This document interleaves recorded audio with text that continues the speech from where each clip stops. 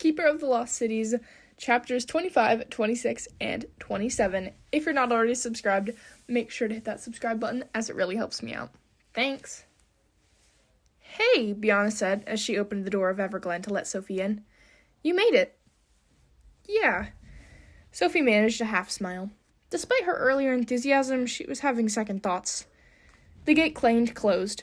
Somewhere in the distance, a cricket chirped.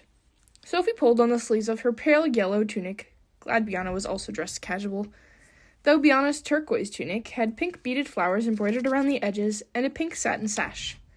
So, what are we going to do? Biana stared at the ground as she shrugged. Okay. Is your family around? Biana's eyes narrowed. I knew you'd ask that. What? I know you like my brother. What? Please, it's pretty obvious. He's my friend.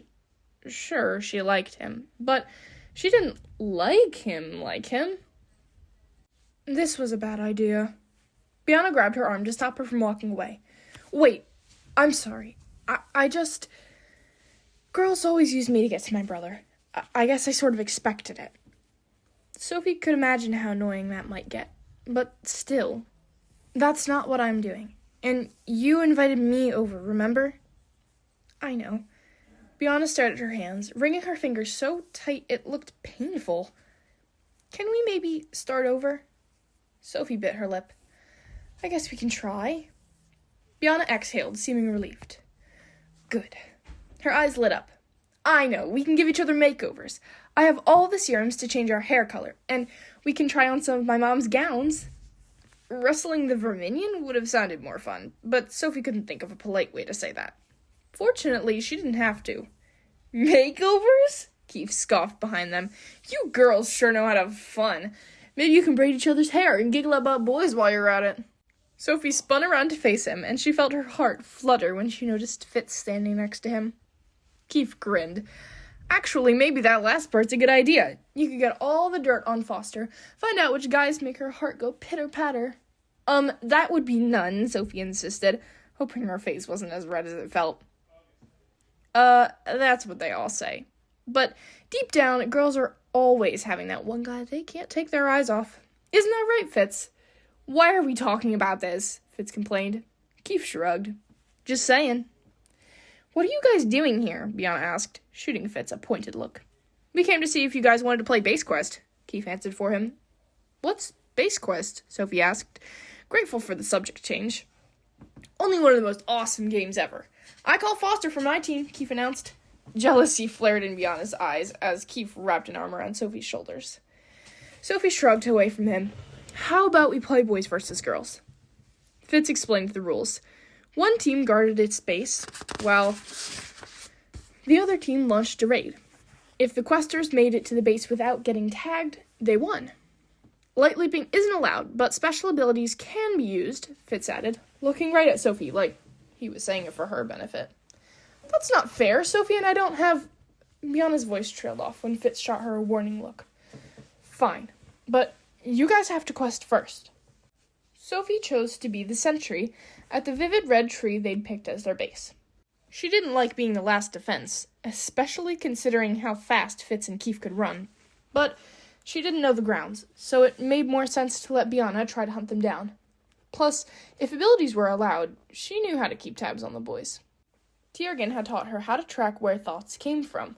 Most telepaths could only isolate a general area, but Sophie could nail down the exact spot.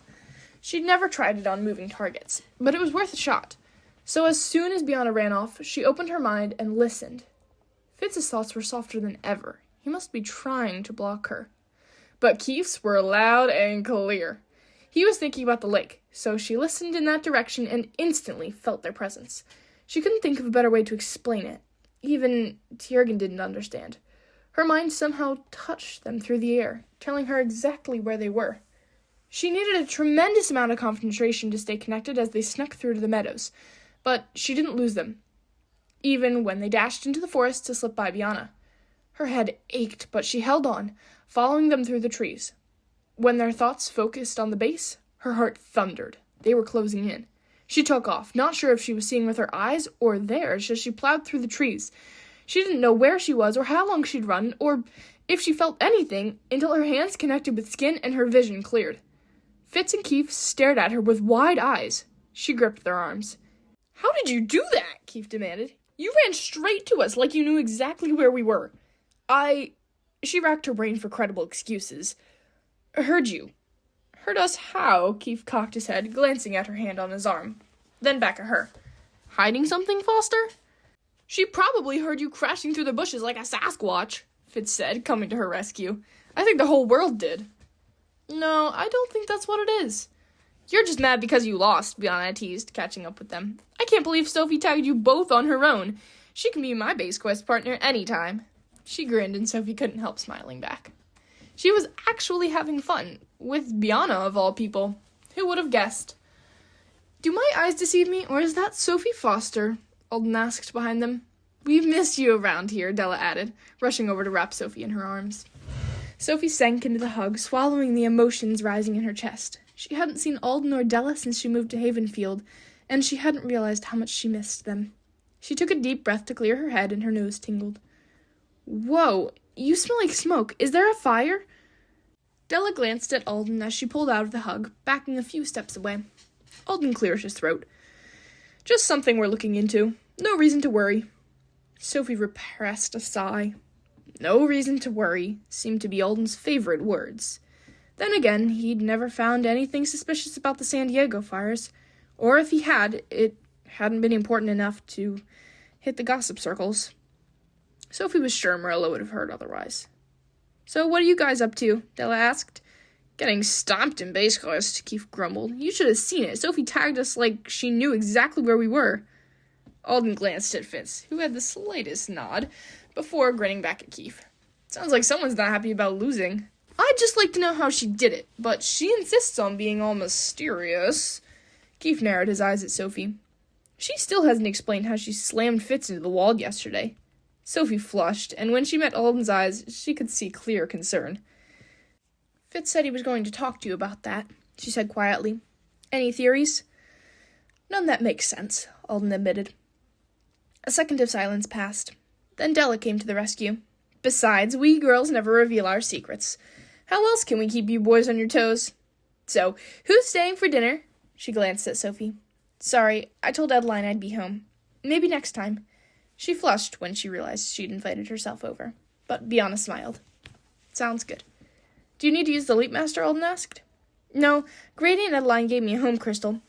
She held up a long silver chain that hung around her wrist. The crystal pendant only had a single facet, the path to Havenfield. They'd given it to her that morning, apologizing for not giving it to her any sooner. She really felt like family. "Don't stay away too long this time," Alden told her. "We've missed you around here."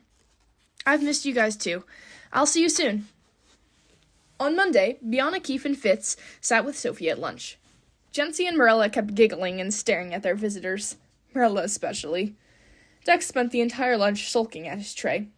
"Hey, Dex," Sophie said, trying to draw him out of his funk. "Can you come over after school today?"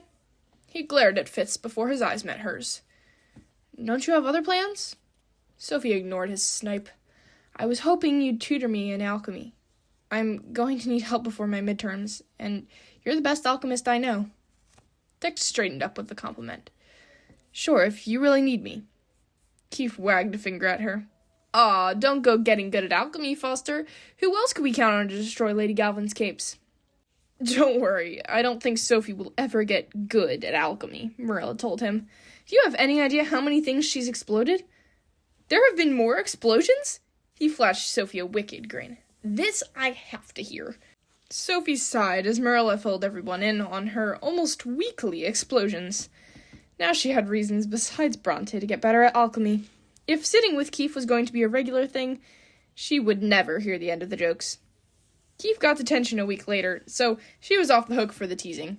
But it was a lucky break, because even with Dex's expert instructions, she couldn't get the hang of alchemy. She almost caught her room on fire twice before Dex moved their practice experiments to the caves that lined the beach at the base of Havenfield's cliffs. Rock couldn't burn, and the ocean was nearby if they needed it. And they needed it. A lot. She even caught Dex's tunic on fire. Maybe it was because the rules of alchemy defied every rule of chemistry she'd ever learned, or because the ingredients were so foreign. But 2 weeks away from her exams, she was panicking. Her only chance of passing would be if she knew what would be on the test, so she could practice until she got it right. Too bad Lady Galvin refused to give a study guide. Sophie was fairly certain she was hoping she'd fail, so she'd be able to get rid of her. Of course, Sophie could always read her mind. The thought was so terrible she was ashamed for even thinking it. But no one would ever know. And she still had to complete the assignment for the test without any help. Narrowing down to what to study wasn't so wrong, was it? Plus, if she didn't pass, Bronte would have what he needed to get her expelled. Maybe even shipped off to... She refused to finish the terrifying thought. The fear made up her mind.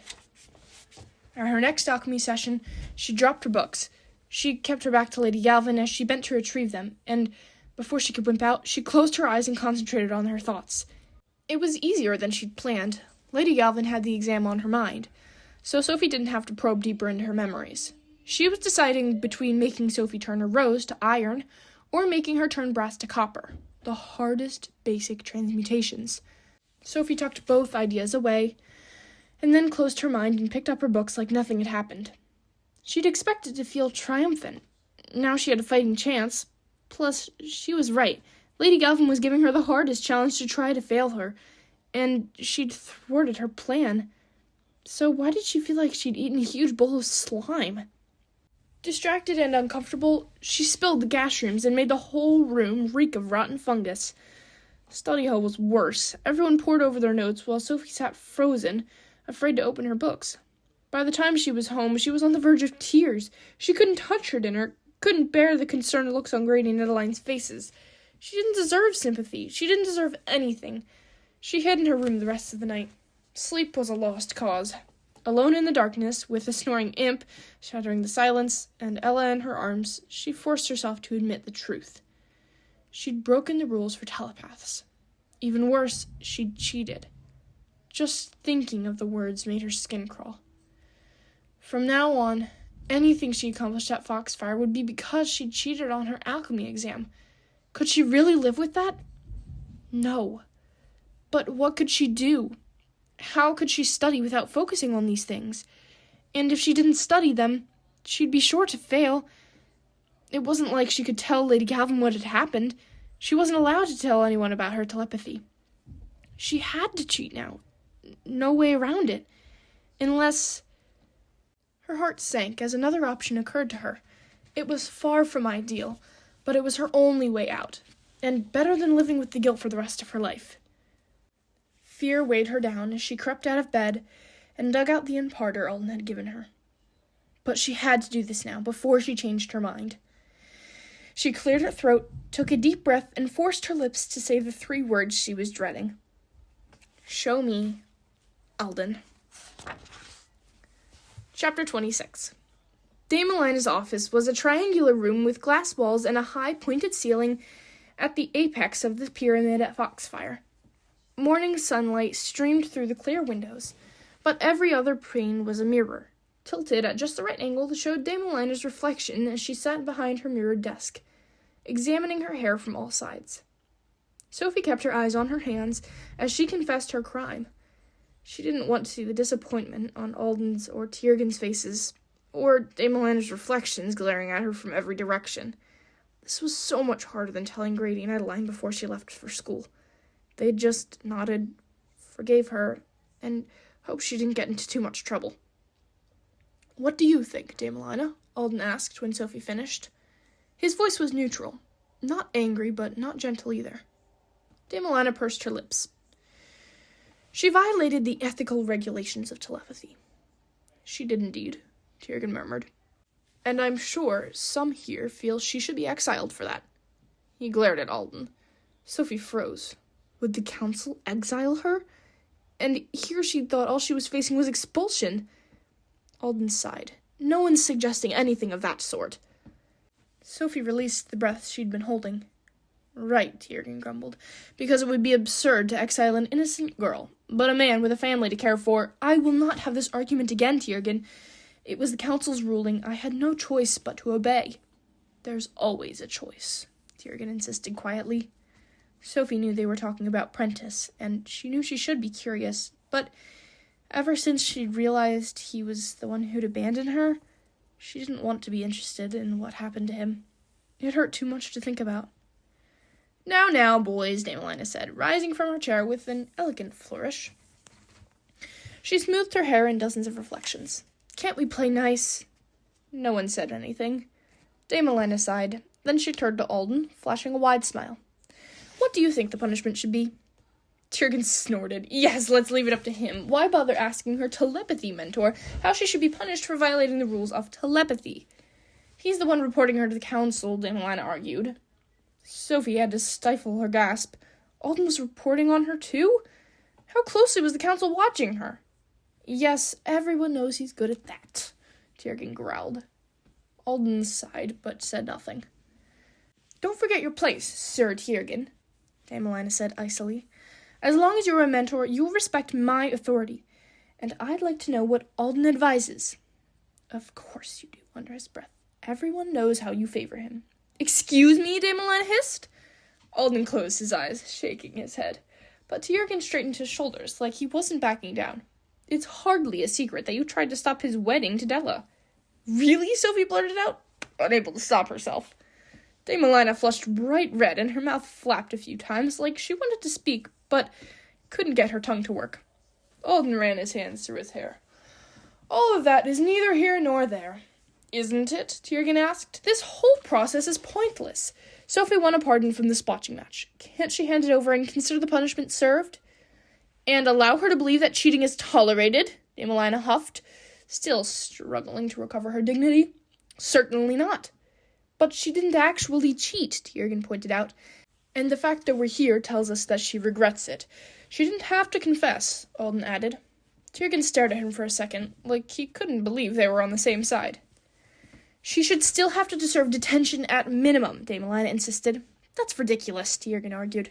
Can I say something? Sophie asked, stunned by her sudden courage. Her mouth went dry as they all turned to stare at her. I'll serve the detention. Seeing how she disappointed everyone made her ill. She didn't deserve to get off easy. And the smile hiding in the corners of Alden's mouth told her she'd made the right decision. Dame Elena nodded. Good. Then I'm assigning you to detention until the end of midterms, and you're not allowed to tell anyone the reason you're being punished. Is that clear? What will you tell Lady Galvin? Sophie asked. I'll explain the situation to her. No reason to worry. The warmth in Alden's voice melted the sickening guilt in her stomach. It wasn't a perfect solution, but at least she'd be able to sleep at night again. Well, once she stopped worrying about her midterms, and Bronte. One problem at a time. It was becoming the theme of her life. Where are you going? Dex asked, when Sophie turned to head away from the cafeteria. So much for her plan of slipping away unnoticed. She stared at her feet. I can't stay with you guys today. I have detention. Detention? They all repeated, loud enough to turn a few heads. How long do you have it for? Dex asked. Till the end of midterms, she mumbled. The end of midterms? Jency whistled. Dude, what'd you do? I don't want to talk about it. She gave a small smile and bolted before they could ask more questions. The detention hall was in the glass pyramid, one floor beneath Dame Elena's office. The ceiling was low and the windows blocked more light than they let in, giving the room a gloomy atmosphere. Sophie tried to sneak in without being seen by the 20 or so other kids, but Sir Connolly recognized her from their elementalism sessions. Welcome, Miss Foster, he announced, and every head turned her way. He brushed a hand across his long dark hair and waved towards the rows of uncomfortable desks. Take a seat and settle in. I have quite a treat for everyone today. She ignored the stares as she sank into the first empty desk. She caught Keith's eyes from a desk in the corner. He grinned and gave her a thumbs up. Ready for more siren song? Sir Connolly asked. Everyone groaned. You have no appreciation for nature or art, he grumbled, clapping his hands. An ear-splittingly shrill whine, part whale song, part nails on a chalkboard, with just the right amount of screaming toddler, reverberated through the room. Uncover those ears, I'm broadening your horizons, and you will listen to every note. Everyone glared at him as they lowered her hands. What are you in for? Keith asked with a crooked smile. Somehow he'd slipped into the empty desk behind her. None of your business, she whispered. He laughed. You keep claiming you're not mysterious, but who are you kidding? She sighed. What are you doing here? Remember the reek rod someone put in Damelana's office a few months ago? That was you? Of course. It took her long enough to trace it back to me. He laughed, not even a little repentant. Will you at least tell me how long I'll have to enjoy your company here? She bit her lip. Till the end of midterms. Sounds like Miss Foster did something very bad. In the future, you should leave the mischief-making to me. Sophie cringed as the shrill whine rang out through the air. Is it always this loud? Oh, no, that's just Sir Connolly. Tomorrow is Lady Belva. What's her brand of torture? You'll see. Ballroom dancing. That was Lady Belva's idea of punishment. Given the choice, Sophie would have taken the screeching sirens all day. The desks were shoved aside so the dancing could be done in a line. Like old Edwardine balls. Keith tried to grab her as his partner, but Lady Belva claimed him for herself and paired Sophie with Valen, one of Jency's greasy ponytail friends. His palms were cold and sticky as a blob of drool settled in the corner of his mouth and never went away. Keith snickered every time it was her turn to promenade through the other dancers on Valen's sweaty arm. She'd never been so happy to hear the bells chime at the end of lunch. I hope you know how in love Valen is with you now, Keith teased as he caught her in the hall. And you know that because... Please! You could see the stares in his eyes all the way across the room. They shined brighter than that blob of spit on his lips. She couldn't help laughing. You're terrible. I know, he grinned wickedly, but I'm serious. I bumped his arm on the way out of the door, and he was crushing hard. The Foster fan club has a slobbery new member. Sophie opened to argue her mouth when she caught what he'd said. Wait, are you an empath? He winked, reaching for her hand. Want me to tell you what you're feeling? She jerked away.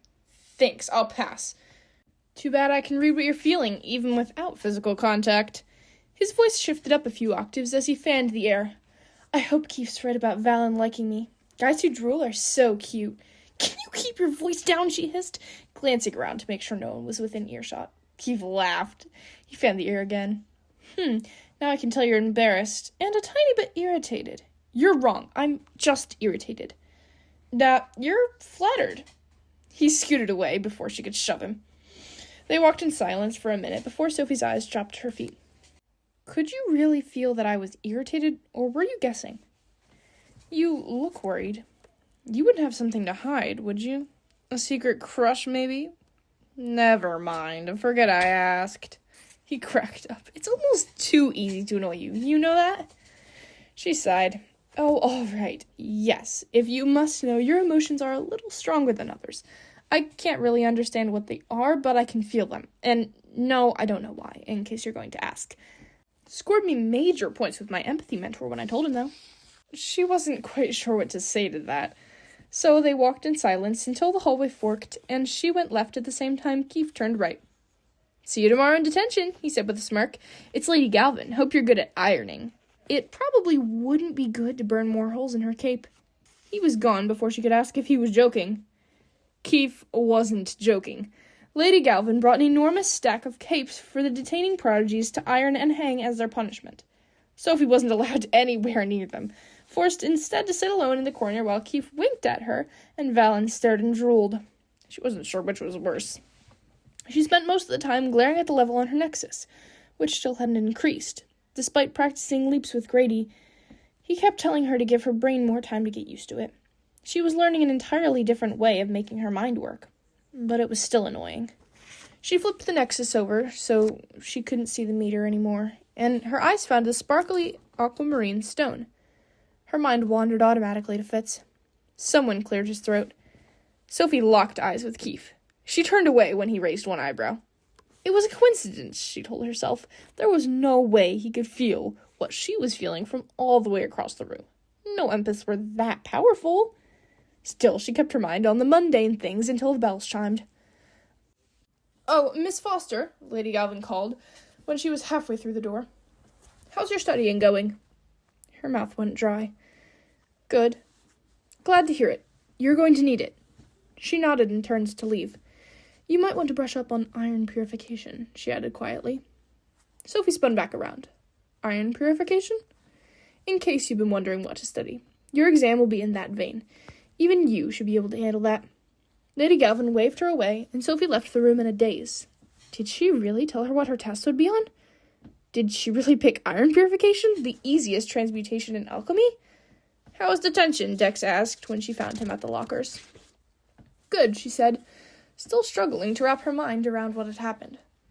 Actually, it was better than good, but he was looking at her like she was a freak, so she didn't elaborate as she traded books.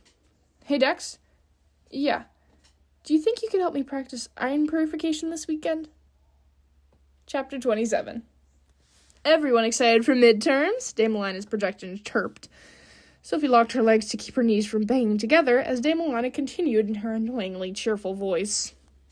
Your thinking caps are in your lockers, and remember, anyone found without one for the rest of the day will be disqualified for cheating. Is that clear? She waited until everyone nodded. Good. Have fun with midterms. The chorus of groans echoed through the air as Dame Elina flashed away and everyone left for exams. Sophie froze, too terrified to move. Dex pulled her towards the atrium. Will you relax? We've been practicing non-stop for a week. You're ready. She nodded, afraid that if she spoke, her voice would tremble. Her hands shook as she slipped on the thinking cap from her locker. The white cloth wrapped around her head and hung in a point. She glared at her reflection. I look like a smurf. The thick fabric consisted of an amalgam of metals, made to dull telepathic abilities and preserve the integrity of the exams. But the second she concentrated, she could feel Dex's voice rushing through her mind like a blast of air. So it clearly didn't work on her. She wasn't surprised. Well, here goes nothing. She forced a smile before stumbling down the hall on shaky legs. She wrote an extensive essay on the human betrayal for Elven history, named more than 100 stars in the universe, and won the mind over matter debate with Sir Faxon in metaphysics. Jurgen was so amazed that the thinking cap had no effect on her, he gave her an automatic 100%. But her harder exams were after lunch, and alchemy was up first. Thinking about it made her stomach twist in ways that couldn't be natural. Lady Alexine allowed last-minute studying in detention, so Sophie spent the time mentally repeating Dex's purification tips. Will you chill? Keith whispered. He waved the air like he was trying to fan her negative vibes away. You're starting to stress me out. Aren't you nervous? Nah, I'm awesome at tests. Photographic memory. Sophie's eyes widened. You too? You have a photographic memory? Then what are you freaking out about? Because it doesn't help as much as you think. Sure it does. How else do you think I got a year ahead? It sure wasn't my work ethic. You're a year ahead? She'd never realized he was younger than Fitz. Yep, it's my big claim to fame. I skipped level 1. Kinda like you. I didn't skip it, I missed it. Same thing. It wasn't, but she didn't have time to argue. The bells chimed for the end of lunch. For a second, she wasn't sure if she'd be able to catch up. Keith pulled her to her feet. That means it's time to go, in case you didn't realize. Seriously, Foster, you have to relax. You're going to make yourself sick. I feel sick, she admitted, wobbling. He jerked away. Thanks for the warning. No need to share that feeling. Look, I'm not good at the serious, supportive thing, but trust me, you're going to be fine. How do you know? He grinned. I have a feeling that you can do pretty much anything you put your mind to. So stop doubting yourself and go prove me right. You know, so I can brag about it. She couldn't help smiling. Thanks. She took a deep breath, squaring her shoulders and ordering her legs to walk. Mercifully, they obeyed. Lady Galvin was still setting up when she entered the room. Sophie's heart stalled when she saw the deep magenta berries and rusty iron key. Lady Galvin may be giving Sophie the easiest discipline, but she certainly hadn't chosen an easy project. Does that cap even work on you? Lady Galvin asked, her eyes boring into Sophie's. Sophie shook her head, not quite brave enough to speak the words. Will you be picking secrets out of my brain, then? She shook her head again. Why should I believe you? Sophie cleared her throat and forced her mouth to work. I want to pass on my own. Lady Galvin stared at her for a second before she blinked. You must purify the iron key using only ruckleberries. You have 55 minutes. I suggest you get started. Ruckleberries were nasty, stinky little berries that brought impurities to the surface of a metal. They also made your skin wrinkle, like an elderly human's, if any of the juice got on you. And you'd smell like feet all day. So most alchemists used other methods of purifying metal. But it was the assignment. Sophie had no choice but to dive in and do her best. Her palms were so sweaty it was hard to hold the knife as she pierced the first berry and dribbled the juice on the key. She tried to work slowly and carefully, but a few drops still ended up on her pinky, making it look crinkled and haggard. And the glacial pace made her run out of time. Only 3/4 of the key had turned into the gleaming black color she was going for, but she hoped it was enough. Lady Galvin's face was unreadable when she turned it in, and she glared at Sophie's wrinkled pinky. Points would clearly be deducted. Sophie finished out the day with a decent essay on ogres for multi-species seal studies and a mediocre performance on her last 2 exams. Her channeling went well in phys ed, until Lady Alexine ran back and forth in the walls and broke her concentration, and she managed to bottle 3 different clouds in elementalism. But it took 4 tries to bottle a whirlwind, and the bottle had cracked from the pressure. Sir Connolly didn't look impressed when she handed it in. Completely exhausted, she trudged back to the atrium to meet Dex. Well, that was brutal, he whined, slamming his locker closed. How'd it go for you? She slumped against the wall. I did the best I could. I guess you can't ask for much more than that. He tried to smooth his wild hat hair. You staying home tonight? No, Grady and Adeline are taking me shopping. Whoa! That'll be the first time they've been out in public together since, you know. She did know. Grady and Adeline hadn't left the house since Jolie died. Sophie told them they didn't have to, but Grady insisted. Foxfire tradition held that at the end of midterms, all the prodigies hung their thinking caps upside down from the hooks on their lockers, and the next day everyone filled each other's hats with presents and opened them while their parents met with the mentors to find out their grades. Sophie's legs felt weak just thinking about it. She loved the idea of presents and hanging out with her friends, but having Grady and Adeline know if she failed before she did sent chills down her spine. Why couldn't elves send out report cards like human schools? Are you going shopping tonight? She asked Dex. Nope. My parents think it's too much of a hassle to take all 4 of us, and they can never find a babysitter for the triplets. Bitterness edged into his voice. But don't worry, he nudged her arm. I already made your present. You made my present? At first she was touched, but then she thought about it. Wait, it's not going to be some solution that's going to turn my hair green, is it? Dex flashed a slightly evil grin. I guess you'll have to wait and see. Grady and Adeline took Sophie to Atlantis. She hadn't been there since the day Alden and Fitz brought her, the day her human life ended, and she still hadn't figured out how to feel about any of it. She'd been with the elves a little more than 3 months now, and she'd come a long way, but she still had a long way to go. Passing her midterms was the biggest obstacle. She glared at her wrinkly pinky. How many points would she lose for the mistake, and how many more for not finishing? Grady squeezed her shoulder when he caught her tugging on eyelashes. Try to stop stressing, Sophie. We're here to have fun, not worry about grades.